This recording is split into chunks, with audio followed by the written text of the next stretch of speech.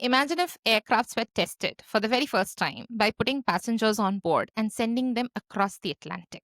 It sounds absurd, right? No one would take this chance with lives and billions of dollars without endless simulations, prototypes, and ground testing. Similarly, in space, we first test the procedures and equipments on Earth before we send humans to the orbit or on the moon.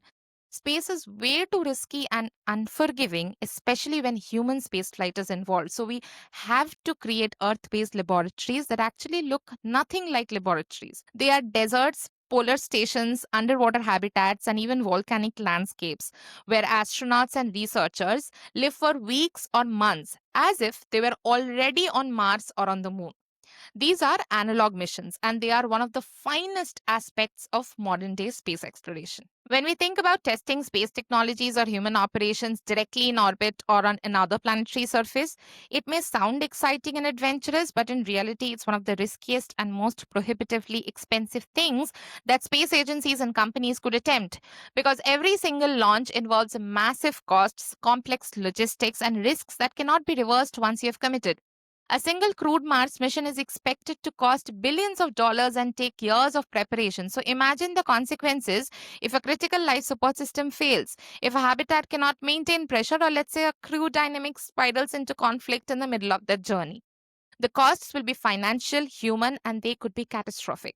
That's why analog missions serve as our buffer zone, a safer and much more economical way to stress test operation procedures, hardware, software, psychological factors right here on Earth, where problems can still be managed without the loss of lives or billions of dollars.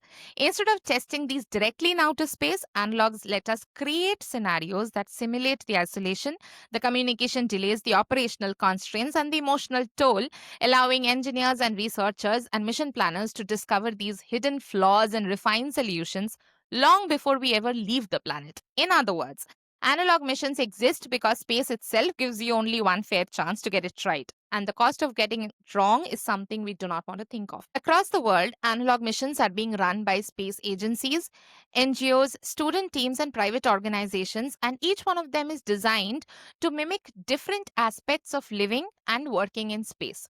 For example, in Hawaii, the high seas habitat places crews in isolation on volcanic terrain that looks eerily similar to Mars, where analog astronauts practice mission protocols for months at a time.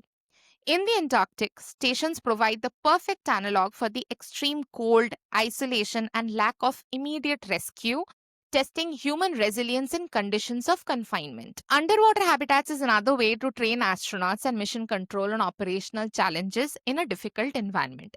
Even desert expeditions are used to rehearse rover operations, navigation, habitat design, and crew coordination. Now, here's the part that professionals outside the traditional space sector often overlook.